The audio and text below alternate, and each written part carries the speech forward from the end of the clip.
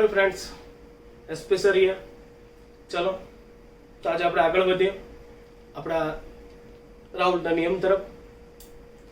Last લેક્ચરની અંદર રાઉલ્ટનો પહેલો નિયમ આપણે ક્લિયર કર્યો હતો કે બાષ્પશીલ દ્રાવકમાં જ્યારે અબાષ્પશીલ દ્રાવ્ય પદાર્થ ઓગાળી દ્રાવણ બનાવવામાં આવે તો શુદ્ધ દ્રાવક કરતા એમાંથી દ્રાવણ બને ત્યારે બાષ્પ દબાણ શું થાય? ઘટે।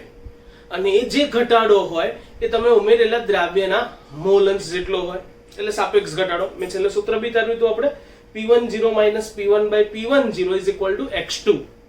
યાદ હશે બધાને? એક વખત જોઈ લેજો, મેં તમને ત્યારે પણ કીધું હતું કે રાઉલ્ટનો પહેલો નિયમ જેને આવડે ને રાઉલ્ટનો બીજો નિયમ બહુ ઈઝી લાગે। રાઉલ્ટના બીજા નિયમની અંદર મેન એક આલેખ છે, બાકી એના સૂત્ર તો પપ્પુ જેવા છે। ચલો જોઈએ રાઉલ્ટનો બીજો નિયમ। મેં આગળ પણ કીધેલું છે, આપણે જે રાઉલ્ટનો બીજો નિયમ જોવાનો છે એ કોના માટે છે? તો રાઉલ્ટનો બીજો નિયમ હું લખું જ છું અહીંયા, ધ્યાન રાખજો ખાસ। જેમ પહેલામાં આપણે કીધું હતું કે પહેલો નિયમ કોના માટે હતો? અબાષ્પશીલ દ્રાવ્ય અને બાષ્પશીલ દ્રાવક। રાઉલ્ટનો બીજો નિયમ છે બાષ્પશીલ દ્રાવક અને બાષ્પશીલ દ્રાવ્ય। એટલે એનો અર્થ એવો થયો કે આપણી પાસે બંને ઘટક બાષ્પશીલ છે, તો જ્યારે બંને બાષ્પશીલ હોય ત્યારે બાષ્પ દબાણમાં શું ફેરફાર થાય? ચલો જોઈએ। અહીંયા હું તમને અત્યારથી ક્લિયર કરી દઉં। જનરલી આપણે દ્રાવક માટે નંબર 1 વાપરીશું અને દ્રાવ્ય માટે નંબર 2 વાપરીશું। પહેલા જ શરૂઆતમાં એક મુદ્દો આવશે। બધાને રાઉલ્ટનો દ્વિઅંગી દ્રાવણનો નિયમ યાદ હશે? ના યાદ હોય તો એકવાર બોલું છું, સાંભળજો। કોઈ પણ દ્વિઅંગી દ્રાવણમાં જે તે બાષ્પશીલ ઘટકનું આંશિક દબાણ એ તે જ ઘટકના મોલ અંશના સમપ્રમાણમાં હોય। આવો નિયમ આપણે ગયા વખતે લખી ચૂક્યા છીએ। ચલો તો એને આધીન જ પહેલો મુદ્દો, હું મુદ્દો નહીં લખું અહીંયા, પણ મુદ્દો બોલું છું આખો, સાંભળજો, તરત આવડી જાય એવો છે। હવે અહીંયા આપણે જેમ ગયા વખતે શું કર્યું હતું, શુદ્ધ બાષ્પશીલ દ્રાવક લઈ એમાં અબાષ્પશીલ દ્રાવ્ય પદાર્થ ઓગાળી દ્રાવણ બનાવ્યું હતું। તો બનતા દ્રાવણમાં બાષ્પ દબાણ જે ઉત્પન્ન થતું તે માત્ર કોના લીધે થતું હતું? તો દ્રાવક, કારણ કે આપણી પાસે દ્રાવક જ બાષ્પશીલ હતો ને લાસ્ટ નિયમની અંદર। અહીંયા બંને ઘટક બાષ્પશીલ છે। એક નાની એવી પહેલા આકૃતિ દોરી દઉં, બધાનું ધ્યાન અહીંયા જોઈએ કે ધારો કે એક પાત્ર લઉં, બંધ પાત્રને આપણે બંધ કરી દઈએ। એમનું બંધ ના કરતા પહેલા અંદર પ્રવાહી નાખવા પડે। તો જો અમે અહીંયા શું કર્યું છે, પ્રવાહી દ્રાવણ લીધું છે, એવું પ્રવાહી દ્રાવણ કે જેમાં દ્રાવક અને દ્રાવ્ય બંને બાષ્પશીલ છે। બ્લેક અક્ષરે લખ્યું છે એ છે દ્રાવક પ્લસ, જોઈ શકશો તમે અહીંયા બ્લુ રંગમાં હું દ્રાવ્ય નાખું છું, દ્રાવ્ય પણ પ્રવાહી છે। બંનેનું ભેગું થઈને બનતું પ્રવાહી દ્રાવણ, જેમાં દ્રાવ્ય પણ બાષ્પશીલ છે અને આપણો દ્રાવક પણ બાષ્પશીલ છે। જો પાત્ર બંધ કરી દો એક નિયત તાપમાન, એટલે અત્યારે આપણે તાપમાન બી અચળ કરી નાખીએ છીએ, રેગ્યુલર નોર્મલ ટેમ્પરેચર 298 કેલ્વિન। તો નિયત તાપમાને તમને બધાને ખબર છે દ્રાવક પણ બાષ્પશીલ છે, એટલે થોડી ઘણી બાષ્પ કોની બની હશે? દ્રાવકની। અને દ્રાવ્યની પણ બની હશે, તો થોડી ઘણી બાષ્પ કોની બની હશે? દ્રાવ્યની। એટલે જ્યારે દ્રાવણ બનશે ત્યારે બનતા દ્રાવણમાં તમને સપાટી પર જે પણ બાષ્પ દેખાશે એ બંનેની હશે। હવે એમાં જે દ્રાવ્ય છે એ પણ બાષ્પશીલ છે, દ્રાવક પણ બાષ્પશીલ છે। તો દ્રાવ્યની બાષ્પ બની હોય એના દ્વારા દ્રાવણ પર જે બાષ્પ દબાણ લાગે, જેમ ગયા વખતે આપણે P1 કીધું હતું, એમ બાષ્પશીલ દ્રાવ્ય હોય તો એની જ બાષ્પ દ્વારા સપાટી પર જે દબાણ લાગે એને દ્રાવ્યનું આંશિક દબાણ એટલે P2 કહેવાય। ઓકે, અને એવી જ રીતે દ્રાવક જે હોય એની જે બાષ્પ બની હોય એના લીધે જે બાષ્પ દબાણ લાગે એને દ્રાવણમાં રહેલા તે બાષ્પશીલ દ્રાવકનું આંશિક દબાણ એટલે શું કહી શકીએ આપણે? P1. ખબર પડી કે ના પડી? જો પહેલો નિયમ આવડતો હશે તો ઈઝી થઈ જશે. પહેલા નિયમની અંદર બે વસ્તુ નહોતી આવતી. કારણ શું હતું કે જ્યારે આપણે દ્રાવણ બનાવતા હતા ત્યારે દ્રાવણમાં ખાંડ નાખી હતી જે અબાષ્પશીલ હતી, પણ પાણી કેવું હતું? બાષ્પશીલ. તો જે પણ બાષ્પ બની હતી એ માત્ર પાણીની જ બની હતી. એટલે દ્રાવણનું બાષ્પ દબાણ જે હતું એ માત્ર પાણીને લીધે ઉત્પન્ન થતું હતું. એટલે એમાં આપણે જે પણ બાષ્પ બનાવી તે પાણીની જ હતી અને એના દ્વારા જે લાગતું દબાણ હતું એને મેં ખાલી P1 કીધું. પણ અહીંયા ફરક શું છે કે બાષ્પશીલ દ્રાવકમાં બાષ્પશીલ દ્રાવ્ય પદાર્થ ઓગાળી પ્રવાહી દ્રાવણ બનાવો તો બનતા દ્રાવણમાં બાષ્પ દબાણ બંને ઘટકના લીધે ઉત્પન્ન થવાનું. તો એ જ આપણો પહેલો મુદ્દો છે. તો પહેલો મુદ્દો તમે અહીંયા શું લખી શકશો? તો પહેલો મુદ્દો તમારે લખવાનો થશે કે રાઉલ્ટનો બીજો નિયમ સમજવો છે. તો પહેલો મુદ્દો કે જો કોઈ શુદ્ધ બાષ્પશીલ દ્રાવકમાં શુદ્ધ બાષ્પશીલ દ્રાવ્ય પદાર્થ ઓગાળી દ્રાવણ બનાવવામાં આવે તો બનતા દ્રાવણમાં દ્રાવક દ્રાવ્ય બંને બાષ્પશીલ હોવાથી દ્રાવણમાં બાષ્પ દબાણ બંને ઘટકના લીધે ઉત્પન્ન થાય. પડી? ફરીથી બોલું છું. જો શુદ્ધ બાષ્પશીલ દ્રાવકમાં બાષ્પશીલ દ્રાવ્ય પદાર્થ ઓગાળી દ્રાવણ બનાવવામાં આવે તો બનતા દ્રાવણમાં બાષ્પ દબાણ બંને ઘટકના લીધે ઉત્પન્ન થાય. આથી બીજો મુદ્દો, બીજા મુદ્દાથી લખું છું, ધ્યાન આપજો. આથી ધારો કે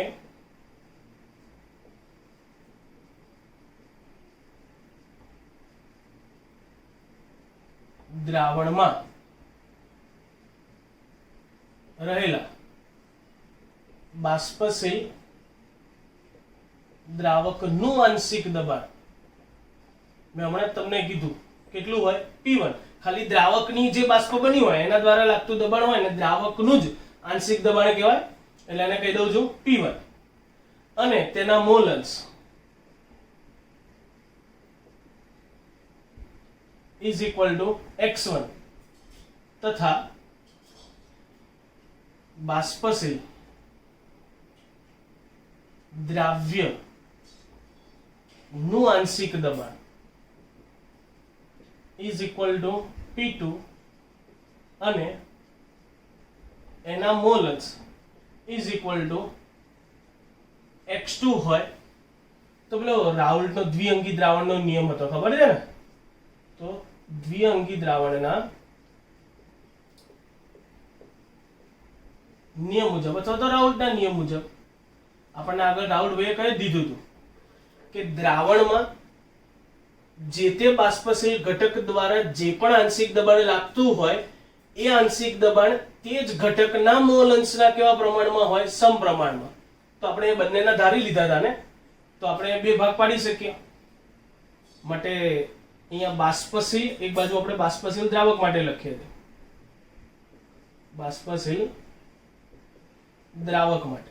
તો બાષ્પશીલ દ્રાવક માટે શું લખાય? P1 ચલે છે x1 અને એવી જ રીતે બાષ્પશીલ દ્રાવ્ય માટે તમે શું લખી શકો?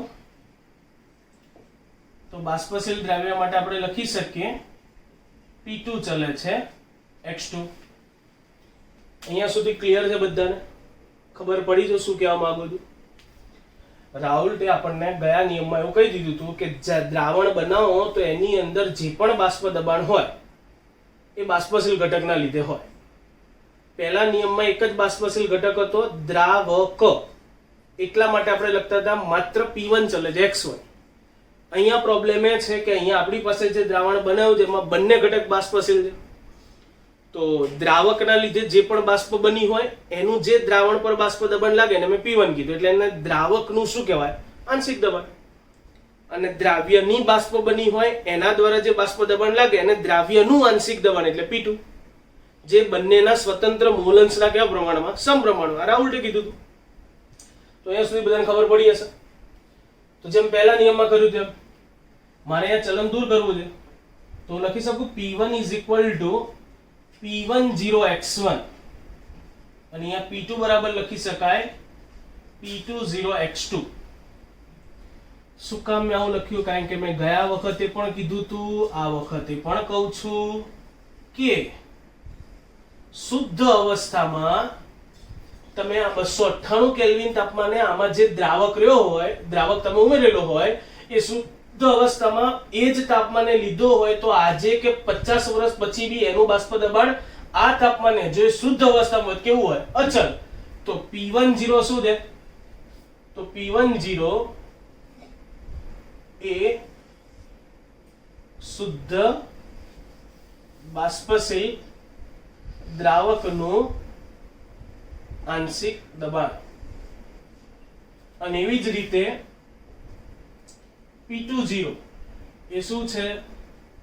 તો શુદ્ધ બાષ્પશીલ દ્રાવ્યનું આંશિક દબાણ, જે હંમેશા નિયત તાપમાને તમે ગમે તે નોંધવાના કેવા મળશે? અચળ. તો બંનેનો અચળાંક તરીકે ઉપયોગ કરી શકાય. ક્લિયર છે? અહીંયા સુધી ખબર પડી છે? આગળ વધીએ તો સાહેબ બધી વાત સાચી, પણ દ્રાવણનું બાષ્પ દબાણ શું? તો ડાલ્ટનનો નિયમ. ડાલ્ટનના નિયમ મુજબ યાદ કરો, ડાલ્ટનના આંશિક દબાણના નિયમ મુજબ. તો ડાલ્ટનના આંશિક દબાણના નિયમ મુજબ દ્રાવણનું બાષ્પ દબાણ, જો હવે ધ્યાન રાખજો, હું લખું છું દ્રાવણનું બાષ્પ દબાણ. અત્યાર સુધી મેં કઈ દ્રાવણનું બાષ્પ દબાણ નથી બોલ્યો. P1 ને શું કહેવાય? દ્રાવણમાં રહેલા દ્રાવકનું આંશિક દબાણ. P2 શું કહેવાય? દ્રાવણમાં રહેલા દ્રાવ્યનું આંશિક દબાણ. ક્લિયર કરી દઉં છું. આ P1 લખ્યું છે, આ P2 લખ્યું છે. તો P1 શું છે? દ્રાવણમાં રહેલા દ્રાવકનું આંશિક દબાણ. અને એવી જ રીતે P2 શું છે? તો દ્રાવણમાં રહેલા દ્રાવ્યનું આંશિક દબાણ અથવા તો બાષ્પ દબાણ. એટલે બંને સેપરેટ છે. દ્રાવણમાં રહેલા દ્રાવકનું આંશિક દબાણ P1 ને દ્રાવણમાં રહેલા દ્રાવ્યનું આંશિક દબાણ એટલે P2. તો આ P1 P2 એ છે. તો ડાલ્ટનના આંશિક દબાણના નિયમ મુજબ દ્રાવણનું કુલ બાષ્પ દબાણ, દ્રાવણનું કુલ બાષ્પ દબાણ જેને આપણે શું કહી દઈએ? P. તો P કોના જેટલું હોય? તો દ્રાવણમાં જે બે ઘટકોના આંશિક દબાણ હોય એના સરવાળા જેટલું, એટલે P1 પ્લસ P2 જેટલું. અને આ P1 P2 ની કિંમત તો આપણને ખબર છે. આને કહી દઉં છું સમીકરણ નંબર 3. સમીકરણ 1 અને 2 ની કિંમત 3 માં મૂકતા સમીકરણ 1 અને 2 ની કિંમતો 3 માં મૂકતા હેડો મૂકી દઈએ. તો દ્રાવણનું કુલ બાષ્પ દબાણ P શું લખાય? P1 ની જગ્યાએ P10x1, P10x1 અને P2 ની જગ્યાએ શું લખાય? P20x2. સમીકરણ નંબર 4 કહી દઈએ. ચલો અહીંયા સુધી ખબર પડી હશે. આ આપણને દ્વિઅંગી દ્રાવણ, એવું દ્રાવણ કે જેમાં બંને ઘટક બાષ્પશીલ હોય તો એનું કુલ બાષ્પ દબાણ શું થાય શોધવાનું સૂત્ર મળી ગયું. બોલો પડી કે ના પડી? જો પડી હોય તો આગળ વધીએ. એક નાનો એવો મુદ્દો લઈ લઈએ. આ તો સૂત્ર આવી ગયું, પણ જો આ સૂત્રની અંદર આપણને દેખાય તમારે કુલ બાષ્પ દબાણ P શોધવું હોય તો તમારે એના માટે શું જોઈએ? દ્રાવકના મોલન્સ જોઈએ, દ્રાવ્યના પણ મોલન્સ જોઈએ અને બંનેના શુદ્ધ અવસ્થાના બાષ્પ દબાણ જોઈએ. પણ ઘણીવાર એવું બને મને કોઈ એક જ ઘટકના મોલન્સ આપ્યા હોય, હા તો મળી જાય ને. કઈ રીતે? જો કોઈ એક જ ઘટકના મોલન્સ જાણતા હોઈએ તો what we are doing, English જોરદાર છે મારું, ખબર જ છે બધાને. તો લેટ્સ ધ્યાન રાખી we are only ઇંગ્લિશમાં જતો રહ્યો, ગુજરાતીમાં આપણે અહીંયા માત્ર ધારો કે ધારી લઈએ દ્રાવકના જ મોલન્સ ખબર છે. એટલે ધારો કે દ્રાવકના મોલન્સ મને ખબર છે, હા ખબર છે લે કેટલા છે x1. તો ઘણા કહે સાહેબ દ્રાવ્યના x2 લઈ લો, એમ નહીં, જસ્ટ ખાલી એવું વિચારો કે મને ખાલી દ્રાવકના જ ખબર છે મોલન્સ x1, મને x2 વિશે માહિતી જ નથી કે x2 કેટલા હોય. મળી જાય, મોલન્સનો કન્સેપ્ટ વિચારો. લખ્યું હતું એમાં દ્રાવણમાં રહેલા બધા જ ઘટકના મોલન્સનો સરવાળો કેટલો થાય? 1. આંગળી થોડી નજીક આવી ગઈ છે, ચાલશે. 1. તો જો દ્રાવકના મોલન્સ 1 હોય, આપણું દ્રાવણ અસલું દ્વિઅંગી છે. દ્વિઅંગી એટલે એક જ દ્રાવક અને એક જ દ્રાવ્ય છે. તો બોલો દ્રાવ્યના મોલન્સ કેટલા થાય? તો અહીંયા આપણે એવું લખી શકીએ, દ્રાવ્યના મોલન્સ is equal to 1 minus x1. कैसे कर लेते हो ये सब? लिया भाई x1 वत्ता x2 is equal to 1. Therefore x2 बराबर 1 minus x1 લખાય કે નહીં? તો આપણે દ્રાવ્યના મોલન્સ, જેને આપણે ચલો અહીંયા ઉલ્લેખ બી કરી દો કે x2 બરાબર તમે શું લઈ શકો? તો મને x1 ની કિંમત ખબર છે, x2 નથી ખબર, તો કઈ વાંધો નહીં, x2 ની કિંમત નથી ખબર તો x2 ની જગ્યાએ તમે શું લખી શકો? 1 minus x1. આ કિંમત ખબર હતી, અહીંયા મૂકી દો, મળી જાય કે નહીં? પડી ને? સમજી ગયા છો લે? હેડો, તો ધીસ કિંમત ઠપકારિંગ ઇન ધીસ સમીકરણ નંબર 1 2 3 4. ચલો લેટ્સ ઠપકારિંગ ઇન સમીકરણ નંબર 4. તો સમીકરણ નંબર 4 પરથી see here, what about समीकरण नंबर 4? तो P is equal to P10. Okay, ये हमें पता है. x1 द्रावक के मोलन्स, हाँ वो भी हमें पता है, तो लिख देंगे x1. फिर P20, चलो ये भी हमें पता है, बट x2 हमें पता नहीं है. कोई दिक्कत नहीं है, इधर दिया गया है x2, तो x2 की जगह हम क्या लिख सकते हैं? 1 minus x1. चलो इसको सिंपल रूप दो, એટલે સાદું રૂપ લે. શું લખાય? P10 x1 વત્તા P2 અંદર બે અંદર જવા દેવાનો હોય અંદર, P20 minus plus minus minus P20 x1. ચલો આને અગાડી પીછાડી કરી દો ને, આને અગાડી લઈ લો અને પીછાડી લઈ લો, તો શું થઈ જાય? P20 plus P10 x1 minus P20 x1. x1 हरखું નહીં દેખાતું, કોમન કાઢ લો. તો P20 પ્લસ x1 અહીંયા પહેલા લખવાની જગ્યાએ હું પાછળ લખીશ, બરાબર? તો બોલો વધ્યું હું કૌંસમાં P10 માઇનસ P20 કૌંસની બહાર લખી નાખીએ, જે કોમન કાઢ્યું હતું એ, એટલે x1. તો કુલ બાષ્પ દબાણ P. જો તમે કોઈ એક જ ઘટક, એટલે આપણે કોના મોલન્સ જાણતા હતા? દ્રાવકના. તો ખાલી દ્રાવકના મોલન્સ જાણતા હોઈએ તો દ્રાવકના મોલન્સ મૂકી જો બે શુદ્ધ અવસ્થાના બાષ્પ દબાણ ખબર હોય તો બોલો કુલ બાષ્પ દબાણ P મળી જાય. ધીસ ઇઝ સમીકરણ નંબર 5. પડી ખબર? ડન છે? ધ્યાન રાખજો, હજી ધ્યાન રાખજો, જતા ના રહેતા લ્યા.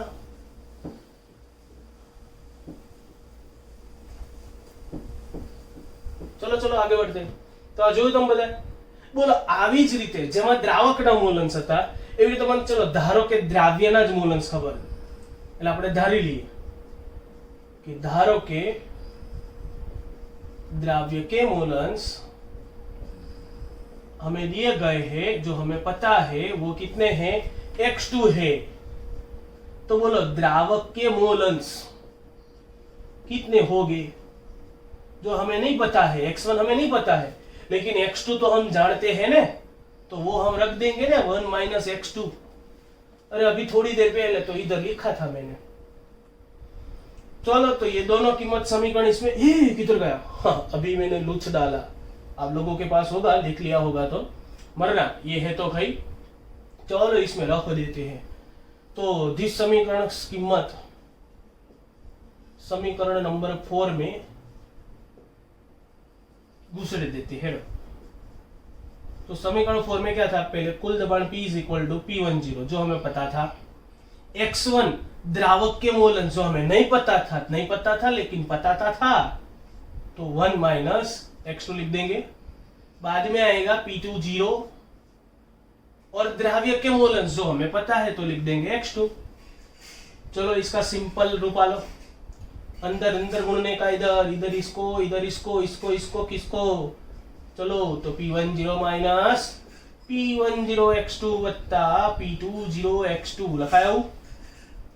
જાન જેવું સમીકરણ લાવવા માટે હું કરું, આને અગાડી પીછાડી કરી દો તો અગાડી પીછાડી P10 plus P20 x2 minus P10 x2 લખાયું।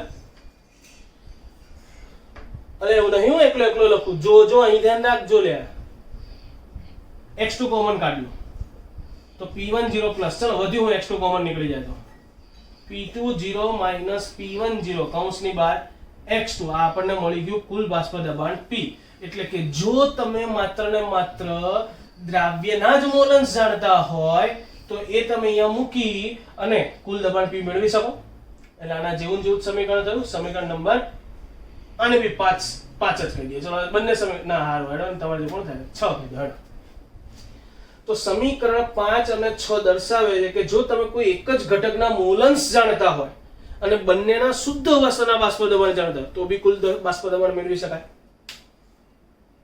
पड़ी जैसा समीकरणों में खबर, बट कहानी में ट्विस्ट क्या है। ट्विस्ट सुनो गौर से दुनिया वालों, बुरी नजर इस पे डालो।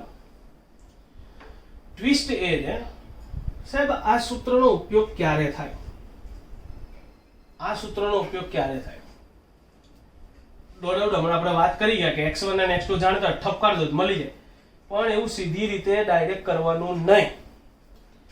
આ પદ જુઓ પહેલા તો, આ પદ લોચો શું છે બંને પદોની અંદર, સરખી રીતે ધ્યાન આપજો। બંને પદમાં જુઓ કે કંઈક આમથી આમ ને આમથી આમ ને શું કહેવા શું માંગે સમીકરણ, શું કહે છે આ સમીકરણ? તો સમીકરણ 5 અને 6 નો ઉપયોગ ક્યારે કરવાનો ખાસ સાંભળજો, બોલવે।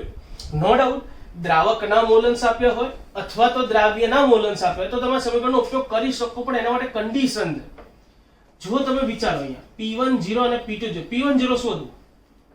શુદ્ધ બાષ્પશીલ દ્રાવકનું આંશિક દબાણ P10 હતું અને શુદ્ધ બાષ્પશીલ દ્રાવ્યનું આંશિક દબાણ P20 હતું। જો કન્ડિશન ખાલી આવી હોત P20 is greater than P10 તો પહેલા આને શું કહેવાય એ વિચારો। આ શું હતું?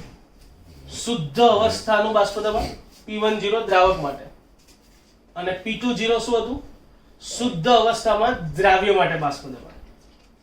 બેમાંથી કોનું બાષ્પ દબાણ શુદ્ધ અવસ્થામાં વધારે છે? તો P20 એટલે કોણ થયું? દ્રાવ્ય।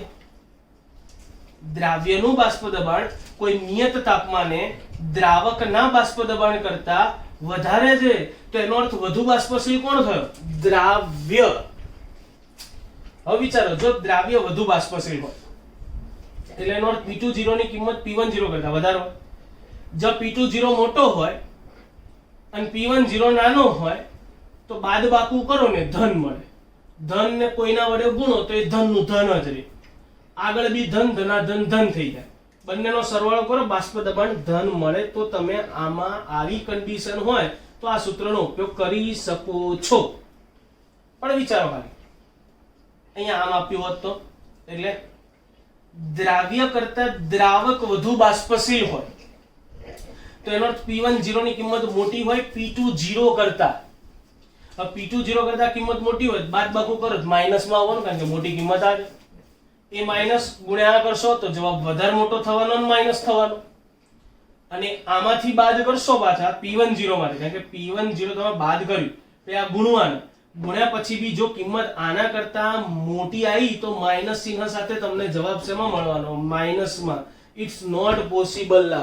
વિચારો તો ખરી, માઈનસમાં જવાબ આવે એટલે એનો અર્થ દ્રાવણ અંદરથી બાષ્પ દબાણ લગાડે, થાય આવું ના થાય। સો યાદ રાખજો, તમે અહીંયા ક્યારે આ બે સૂત્ર વાપરી શકો, હું બંને માટે કન્ડિશન લખી દઉં છું, મગજમાં ફિટ કરી રાખજો। MCQ માટે ખાસ IMP કે જો શેરું હૂતો નહીં એટલે થોડો ઘણો અવાજ આવશે ક્યારેક ક્યારેક. ઓકે, ધ્યાન રાખજો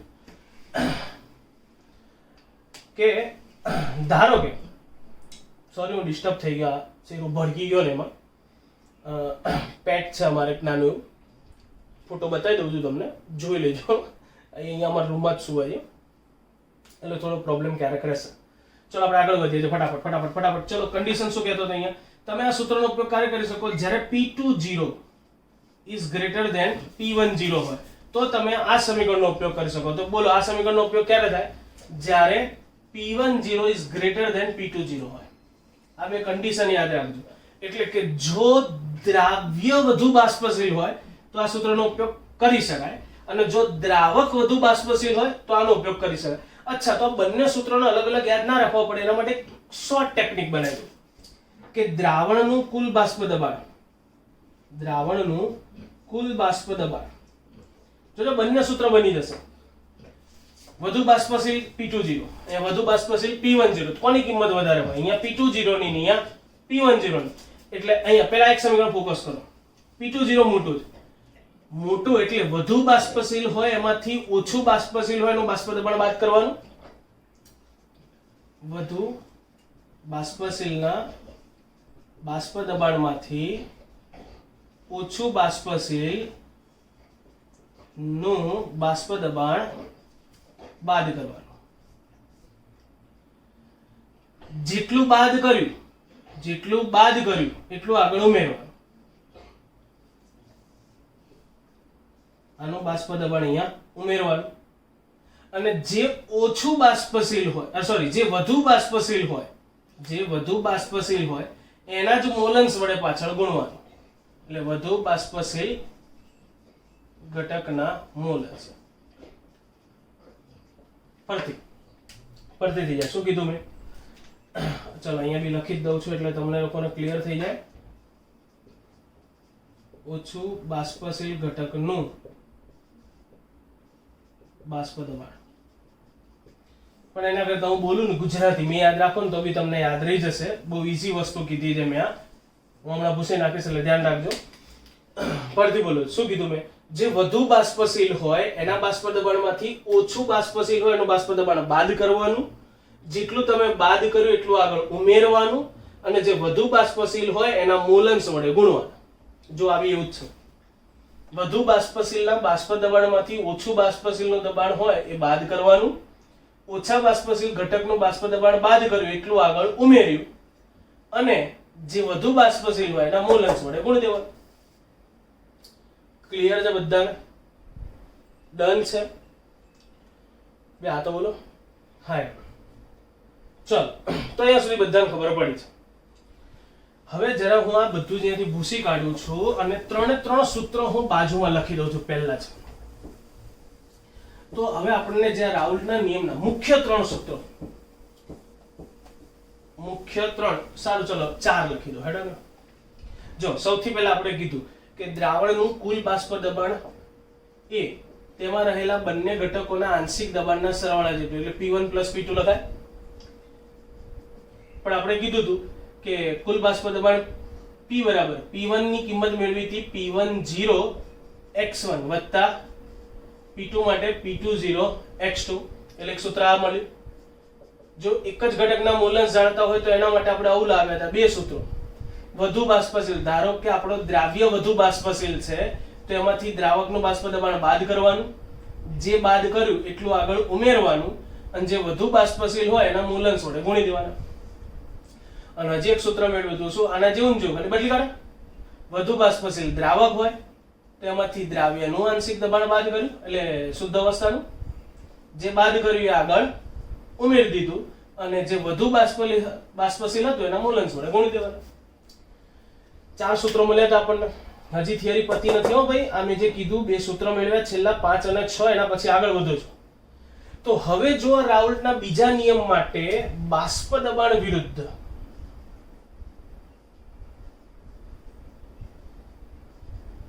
મોલ અંશનો આલેખ દોરવામાં આવે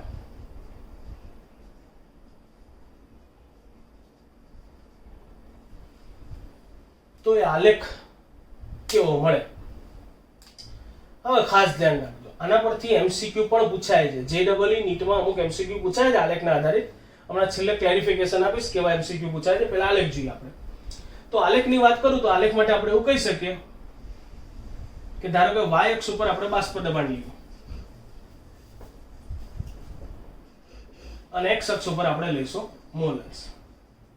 અને અત્યારે આપણી સરળતા ખાતર આપણે એવું વિચારી લઈએ છીએ કે આપણો દ્રાવક વધુ બાષ્પશીલ છે એટલે P10 is greater than P20 છે. આપણે એવું સ્વીકારી લઈએ છીએ ત્યારે હાલ પૂરતું સરળતા પડે એટલે. ચલો હું કહે સાંભળજો. આ ઉગમ બિંદુ અહીંયા 0, પણ હું એમ કહું છું અહીંયા x1 એટલે આપણે ખાલી દ્રાવક વિશે વિચારો. શુદ્ધ બાષ્પશીલ દ્રાવક જે છે એના મોલન્સ 0 છે. કોના મોલન્સ 0 બોલે? શુદ્ધ બાષ્પશીલ દ્રાવકના મોલન્સ 0. ગયા વખતે જ હું બોલ્યો હતો કે જો મોલન્સ 0 તેનો અર્થ એ પદાર્થ આપણે નાખ્યો જ નહીં. તેનો અર્થ આપણે શું નથી નાખ્યું? દ્રાવક નથી નાખ્યું. તો હમણાં આપણે મોલન્સના નિયમ મુજબ જોયું. બોલો x1 0 હોય x2 કેટલા હોય? બોલે ને, સ્વીકાર લઉં છો 1.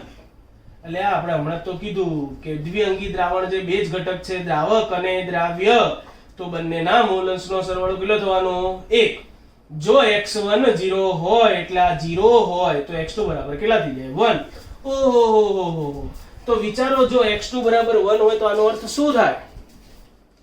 જો x2 1 તો એનો અર્થ એવો થયો કે મારી પાસે માત્ર ને માત્ર શુદ્ધ દ્રાવ્ય જ છે, મેં દ્રાવક અંદર ઉમેર્યો જ નહીં. અચ્છા, અને ત્યારે હું એમ કહું છું કે મને બાષ્પ દબાણ મળ્યું આટલું બાષ્પ દબાણ મળ્યું. બોલો તો બાષ્પ દબાણ શું હોય? અરે હમણાં તો કહી રહ્યો છું લ્યા, x1 0 એટલે દ્રાવક છે જ નહીં, ખાલી દ્રાવ્ય છે, શુદ્ધ દ્રાવ્ય છે.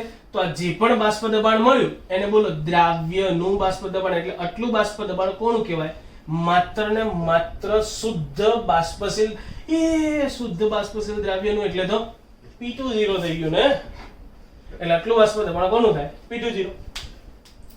હવે વિચારો કોઈ એક બિંદુ કે જ્યાં x1 બરાબર 1 છે, હા, તો આનો વિરોધાભાસ એટલે એનો અર્થ x2 બરાબર 0. જો x2 0 તો દ્રાવ્ય જ નહીં નાખ્યો, તો મારી પાસે માત્ર શું છે? દ્રાવક.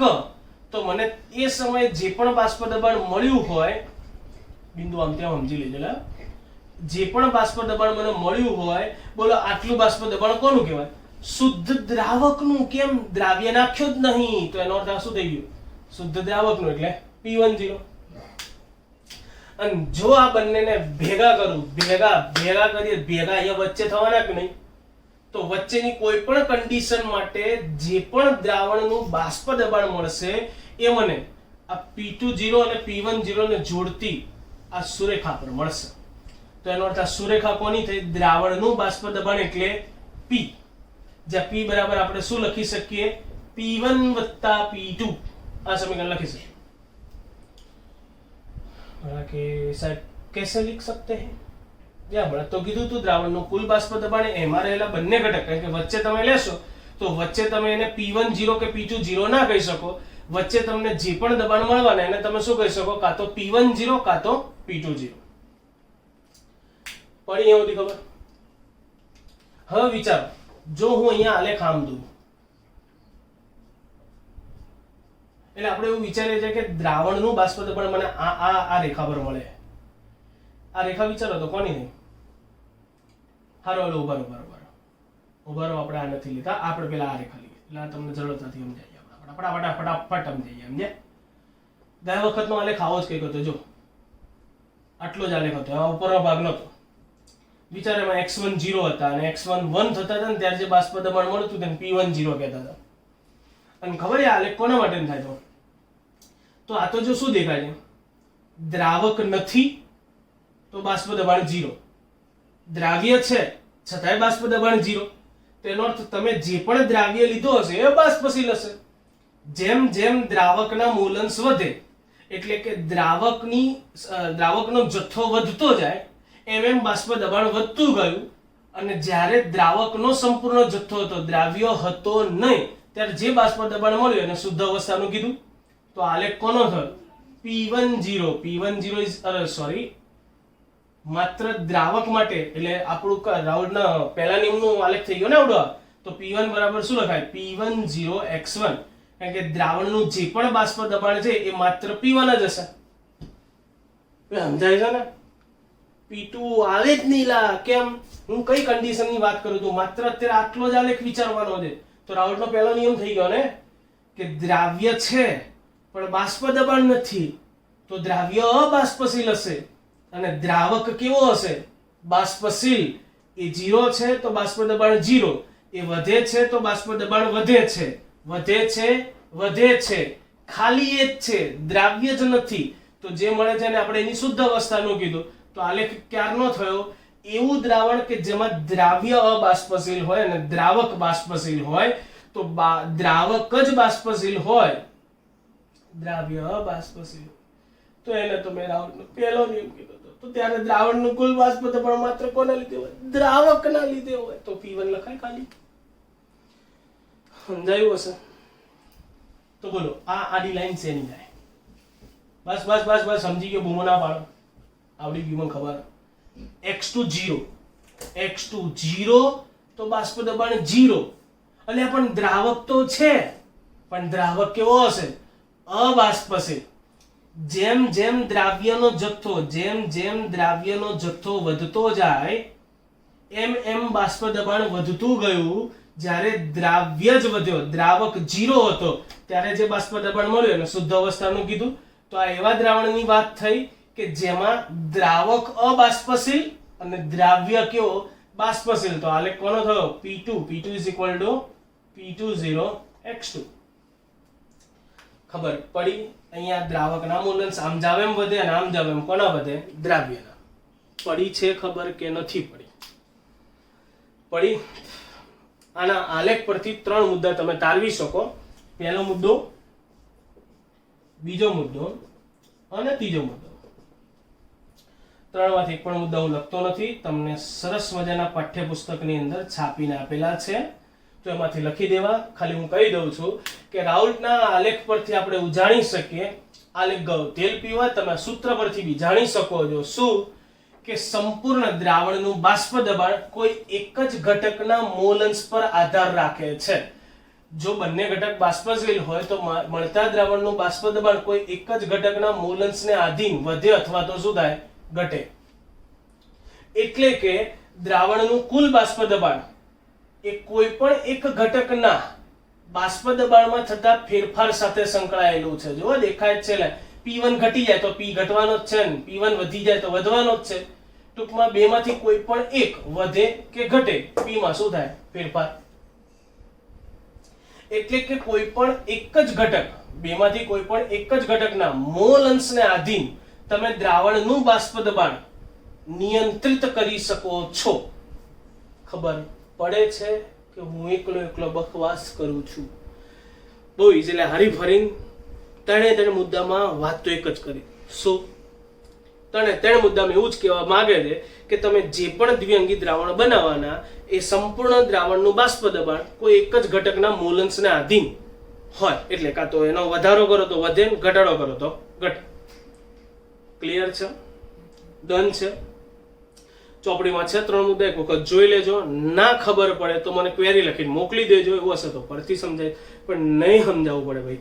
એના કરતા વધારે ડિટેલમાં જઈને મેં આલેખ સમજાવ્યો. ક્લિયર છે બધાને? તો આ રાઉલ્ટનો દ્વિઅંગી દ્રાવણનો નિયમ, રાઉલ્ટનો બીજો નિયમ. પણ હજી આ રાઉલ્ટના બીજા નિયમમાં આલેખના 3 મુદ્દા પછી એક નાનો ટોપિક છે. શું છે હું કહું? જ્યારે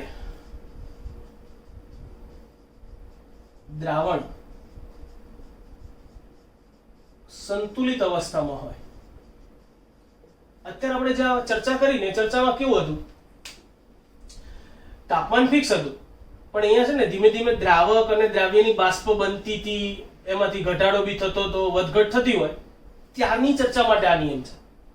પણ જ્યારે કોઈ એવો સમય, એટલે તાપમાન આપણે 298 જ રાખ્યું છે, બંને બાષ્પશીલ છે, પણ બંનેની બાષ્પ બનશે, એક એવો સમય આવશે કે એમાંથી બાષ્પ બનવાનો વેગ અને બાષ્પમાંથી પ્રવાહી બનવાનો વેગ સરખો થઈ જાય. ત્યારે તમને બધાને ખબર છે, બોલો આ દ્રાવણમાં ઉપર જે પણ બાષ્પનો જથ્થો હશે એ પછી દ્રાવકની હોય કે દ્રાવ્યની હોય, બંનેની બાષ્પનો જથ્થો અચળ થઈ જાય તો ત્યારે લાગતું કુલ દબાણ એટલે દ્રાવણનું બાષ્પ દબાણ બી કેવું થઈ જાય? અચળ. તે અવસ્થાને કઈ અવસ્થા કહેવાય? સંતુલિત અવસ્થા. એટલે પહેલા જ કહી દઉં છું, સંતુલિત અવસ્થામાં દ્રાવણનું બાષ્પ દબાણ P કેવું થઈ જાય? અચળ. અચ્છા, દ્રાવણનું બાષ્પ દબાણ P અચળ થઈ જાય અને ધારો કે જ્યાં સુધી બાષ્પ બનવાનું ત્યાં સુધી તો મોલન્સ ફરવાના, પણ જ્યારે બાષ્પ દબાણ અચળ થઈ ગયું એટલે એનો અર્થ એવો થયો કે દ્રાવણમાં રહેલા દ્રાવક દ્રવ્યના મોલન્સ બી કેવા થઈ જવાના? અચળ. તો ધારો કે આ સમયે દ્રાવકના મોલન્સ ઇઝ ઇક્વલ ટુ, હવે કહી દઉં y1, દ્રાવ્યના મોલન્સ કહી દઉં y2. એટલું જ નહીં, આ જ સમયે દ્રાવકનું આંશિક દબાણ ઇઝ ઇક્વલ ટુ P1, દ્રાવ્યનું આંશિક દબાણ ઇઝ ઇક્વલ ટુ P2. આ તો પહેલાની જેમ જ કીધું, કારણ કે જ્યારે સંતુલિત અવસ્થા આવે ત્યારે બી દ્રાવકની બાષ્પ અને દ્રાવ્યની બાષ્પ ઉપર તો હશે ને, ભલે એનો જથ્થો અચળ રહ્યો. તો જે દ્રાવકની બાષ્પ વડે લાગતું હોય એમ તો P1 જ કહેવાય, દ્રાવ્યને વડે લાગતું હોય ને P2 જ કીધું છે આપણે. તો આના માટે રાઉલ્ટના નિયમ મુજબ શું લખાય? તો દ્રાવકનું આંશિક દબાણ એ સમયે દ્રાવણમાં રહેલા દ્રાવકનું આંશિક દબાણ એ જ સમયે દ્રાવકના મોલ અંશના કેવા પ્રમાણમાં? સમપ્રમાણમાં. તો P1 ચલે છે શું લખાય? y1, અને એવી જ રીતે P2 ચલે છે શું લખાય? y2. જોજો કહાની ટ્વિસ્ટ શું આવે. ચલન દૂર કરું, ચલન દૂર કરી મૂકું છું P1 બરાબર P into y1 અને અહીંયા P2 બરાબર P into y2. જ્યાં આ P લખ્યો ને મેં, P એ P ટોટલ.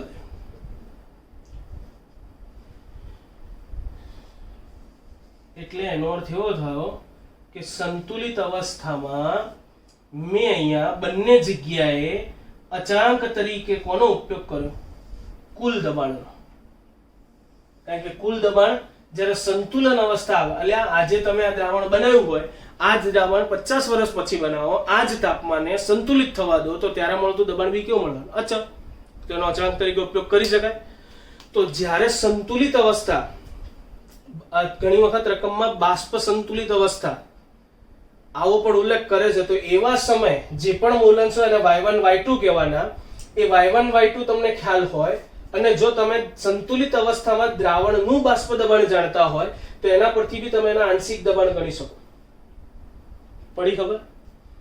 જો સ્પષ્ટતા કરી દઉં, આ છેલ્લો ટોપિક, સંતુલિત અવસ્થામાં બાષ્પ દબાણના જે મોલન્સની વાત કરી, છેલ્લે અહીંયા થિયરી પૂરી થઈ જાય છે, રાઉલ્ટનો બીજો નિયમ.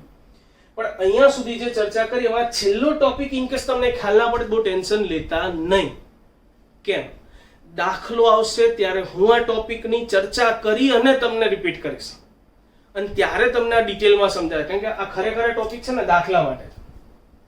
દાખલામાં તમને બે કન્ડિશન આપી હોય, બે કન્ડિશન એવી હોય, સંતુલિત અવસ્થા અને એક સામાન્ય અવસ્થા. તો સામાન્ય અવસ્થામાં આપણે ઉપરની રીત મુજબ દાખલો, એટલે કે આ 4 સૂત્રને આધીન ગણવાનો થાય દાખલો, અને 4 સૂત્રને આધીન તમે દાખલો ગણો એટલે તમને P ટોટલ મળી જાય. અને જ્યારે તમને P ટોટલ મળી જાય, તમને ખાલી P1 0 અને P2 0 જ આપ્યું હોય, એના પરથી x1 x2 આપ્યો હોય, P ટોટલ મળી જશે. P ટોટલ મળી જાય, એ P ટોટલ પછી તમને એવું કીધું હશે કે સંતુલિત અવસ્થામાં એ જે P ટોટલ છે અચળ લઈ લો. તો એ અચળ લઈ અને તમને ધારો કે અચળ લઈને P1 ને P2 શોધવાનું કીધા મળી ના, હજી બી બોલ્યો હું પહેલા બોલ્યો નહીં જ ખબર પડે. સો ડોન્ટ બી ગભરીફાઈંગ. આ વસ્તુ હું દાખલો ગણાઈશ ત્યારે ક્લિયર કટ કરાવી દઈશ. ઓકે? બાકી થિયરી ખબર પડી છે બધાને? હા યા ના? હાથ પાડવાની, નાની પાડવાની, ખબર ને? આની અંદર આ 3 મુદ્દા મેં કીધું એમ ચોપડીમાં 3 મુદ્દા આપ્યા છે. થોડુંક નીચે વિસ્તરણ બી આપ્યું હશે તમને આનું, જેમાં મેં આ કીધું એ જ લખ્યું છે કે ભાઈ આલેખ પરથી કહી શકાય છે કે આ સીધી સુરેખા જાય છે, દ્રાવણનો બાષ્પ દબાણ બંનેની વચગાળાનું મળે. એટલે જે વધુ બાષ્પશીલ ઘટકો હોય એના કરતા ઓછું, અને ઓછું બાષ્પશીલ હોય એના કરતા કેવું મળવાનું? વધારે. એટલે બંનેની વચગાળામાં તમને દ્રાવણનું બાષ્પ દબાણ મળે. ક્લિયર છે? બહુ ટેન્શન ના લેતા, ઇઝી ટોપિક છે. મેન વસ્તુ શું છે આની અંદર? તો આ 4 સૂત્ર. આપણે 4 સૂત્ર કેવી રીતે લાવ્યા મેં ગણતરી કરીને બતાવ્યા છે. ક્લિયર છે અહીંયા સુધી બધાને? ડન છે? એક વખત ક્લિયર કરી નાખો, પછી હું આના તમને MCQ તરફ લઈ જઈશ.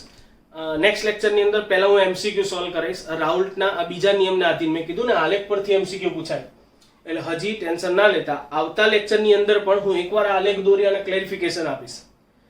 આલેખ દોરીશ, આલેખમાં શું હતું એ ફરીથી એક વખત સમજાવીશ અને સાથે MCQ સોલ્વ કરાઈશ નીટનો. અને રાઉલ્ટનો ત્રીજો નિયમ જોઈશું, જે આપણે જોઈશું ટુ બી કન્ટિન્યુ નેક્સ્ટ વિડીયોની અંદર. ડન? ચલો તો બાય. હોમવર્કમાં ખાસ આ જેટલું પણ ચલાવ્યું એટલું મારે કમ્પ્લીટ હોમવર્કમાં લખેલું જોઈએ અને નિયમ મારે મોઢે જોઈએ. શક્ય હોય તો 2 વખત લખી નાખજો. પણ હા, જો મને સાહેબે ફરિયાદ બી કરી હતી, તમે જે પણ હોમવર્ક મને મોકલાવો છો એ ગ્રુપમાં ના મોકલાવતા. એવું લાગે તો મને પર્સનલ મોકલાવો, કારણ કે થાય છે એવું કે તમે ગ્રુપમાં મોકલો છો તો બધા જ ડેટા ડાઉનલોડ કરવામાં લોચા પડી જાય છે. એના કરતાં એવું છે તમે મને પર્સનલી મોકલાવશો. તમે કોઈ પણ મને પર્સનલ હોમવર્ક મોકલાવો એટલે ઉપર તમારું પહેલાં નામ લખજો અને હોમવર્ક મને મોકલી દેજો. બને ત્યાં સુધી પર્સનલમાં હોમવર્ક મોકલો તો વધારે બેટર. ક્લિયર? તો મને નામ સાથે ખબર પડે કેટલા લોકોએ હોમવર્ક કર્યું છે. ડન? બને તો આ નિયમ 2 વાર લખી અને મોઢે કરી નાખજો. અત્યારે ફ્રી છો અને કામનો નિયમ છે, ત્યારે દાખલો ગણવાનો થશે ત્યારે તમને બહુ જ એટલે બહુ જ ઉપયોગમાં આવશે. પહેલાં કરી કાઢજો. ઓકે, ચલો તો બાય. Happy lockdown. મળીએ નેક્સ્ટ વિડીયો લેક્ચરમાં. ઓકે.